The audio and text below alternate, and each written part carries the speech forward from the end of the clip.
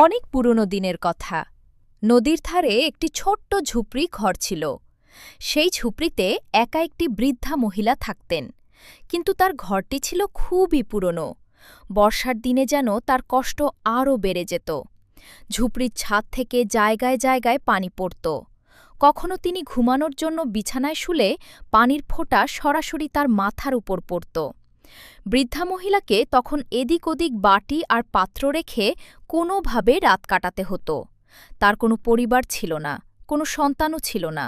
সে একেবারেই একা ছিল। তার কাছে ছোট্ট একটি গরুর পাল ছিল, যেগুলোকে সে নিজের প্রাণ দিয়ে লালন পালন করত। প্রতিদিন সে গরুগুলোর জন্য ঘাস কাটত, তাদের চড়াতে নিয়ে যেত এবং সন্ধ্যায় আবার ঝুপড়ির পাশের গোয়ালঘরে এনে বেঁধে রাখত। এক রাতে আবহাওয়া খুব খারাপ ছিল। কালো কালো ঝড়ো হাওয়া বইছিল, আকাশে বিদ্যুৎ চমকাচ্ছিল, আর ঠান্ডা বাতাস ধীরে ধীরে বয়ে যাচ্ছিল। মুষলধারে বৃষ্টি নামার পুরো সম্ভাবনা ছিল। বৃদ্ধা মহিলা তাড়াতাড়ি করে চুলায় রান্না করছিল। ধোঁয়ার অর্ধেক ঝুপড়ির ভেতরে ভরে যাচ্ছিল, আর অর্ধেক বাইরে বাতাসে উড়ে যাচ্ছিল। ঠিক সেই সময় ঝুপড়ির বাইরে এক বাঘ চুপি চুপি এসে দাঁড়াল। সে ছিল ক্ষুধার্ত, খুবই ক্ষুধার্ত। সে জিভ বের করে ঠোঁট চাটতে চাটতে বলল, আরে বাহ, আজ তো মজা হয়ে যাবে। এই বৃদ্ধার তো অনেকগুলো গরু আছে, আজ আমি পেট ভরে ভোজ করব। তারপর বাঘটি সেখানেই দাঁড়িয়ে দাঁড়িয়ে বৃদ্ধার ঘুমানোর অপেক্ষা করতে লাগল। কিন্তু হঠাৎ করেই বৃষ্টি জোরে নামতে শুরু করল। বাঘটি বলল, আরে বাবারে, এই বৃষ্টি তো আমার চামড়াই ভিজিয়ে দেবে। বৃষ্টির থেকে বাঁচার জন্য সে ধীরে ধীরে ঝুপড়ির জানালার পাশে গিয়ে গুটিসুটি মেরে দাঁড়িয়ে রইল। বৃদ্ধা চুলায় গরম গরম শাক আর রুটি বানাচ্ছিল। কিছুক্ষণ পর রান্না হয়ে গেল।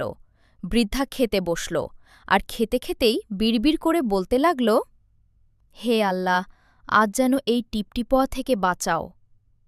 খাওয়া শেষ করে বৃদ্ধা তার পুরনো বিছানায় ঘুমাতে যেতে লাগল। শুতে যাওয়ার আগে সে আবার নিজে নিজে বিড়বিড় করে বলল, হে আল্লাহ, আমি না বাঘকে ভয় পাই, না বৃষ্টিকে ভয় পাই। আমি তো শুধু ওই টিপটিপোয়াকেই ভয় পাই। আমাকে ওর থেকে বাঁচিয়ে রেখো। এটা শুনে জানলার পাশে দাঁড়িয়ে থাকা বাঘটা ভীষণ ভয় পেয়ে গেল। সে তার কান খাড়া করে বলল, আরে, এই বৃদ্ধা কাকে ভয় পাচ্ছে? এই টিপটিপোয়া আবার কে? এই বৃদ্ধা তো বাঘকেও ভয় পায় না, বৃষ্টিকেও ভয় পায় না, শুধু এই টিপটিপোয়াকেই ভয় পায়। তাহলে কে এই টিপটিপোয়া? মনে হয় এটা আমার থেকেও বেশি ভয়ঙ্কর কোনো দানব। ভয়ে বাঘটি কাঁপতে লাগল। সে মনে মনে ভাবল, না না, যদি এই টিপটিপোয়া সত্যিই এসে যায় তাহলে আমার কি হবে? সে ভাবল, তাড়াতাড়ি কোথাও লুকিয়ে পড়ি। তারপর ভয়ে চুপি চুপি দৌড়ে গোয়ালঘরের দিকে চলে গেল এবং অন্ধকারে গিয়ে গরু বাছুরের সঙ্গে লুকিয়ে বসে রইল। রাতটা ছিল ঘন অন্ধকারে ঢাকা, আর বৃষ্টি জোরে জোরে পড়ছিল। ঠিক সেই সময় এক চোর ধীরে ধীরে গোয়ালঘরের ভেতরে ঢুকল। তার ইচ্ছে ছিল আজ সবচেয়ে শক্তিশালী বলদটাকে চুরি করে নিয়ে যাবে। কিন্তু অন্ধকারে সে ঠিকমতো কিছুই দেখতে পাচ্ছিল না। চোরটা ভাবল, আমি কিভাবে বুঝব কোনটা সবচেয়ে শক্তিশালী বলদ? কিছুক্ষণ ভাবার পর তার মাথায় একটা চালাক বুদ্ধি এলো। সে ভাবল, আমি প্রতিটা বলদের পেছনে হাত রাখব। যে সবচেয়ে জোরে লাফাবে সেটাই সবচেয়ে শক্তিশালী হবে।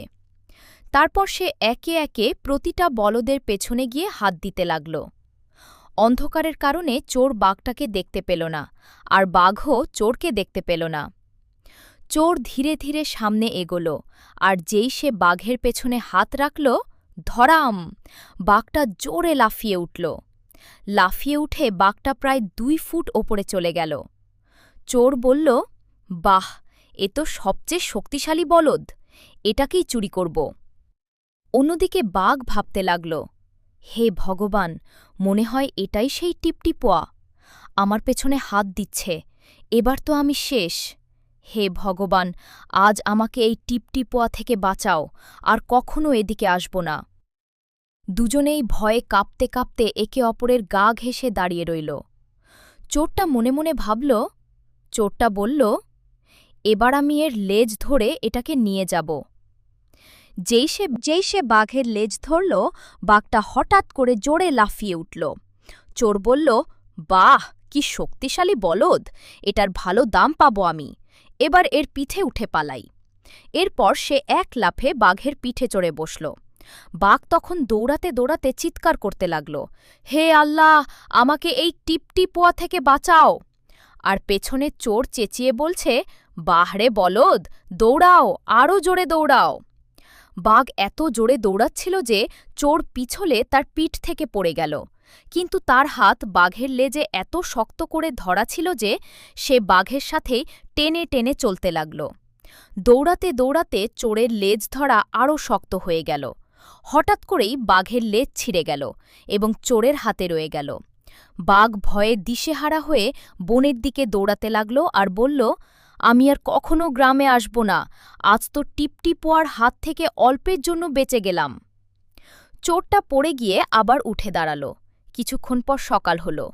চোর তাকিয়ে দেখল, হায় রে, এটা তো বলদের লেজ না, এটা তো বাঘের লেজ।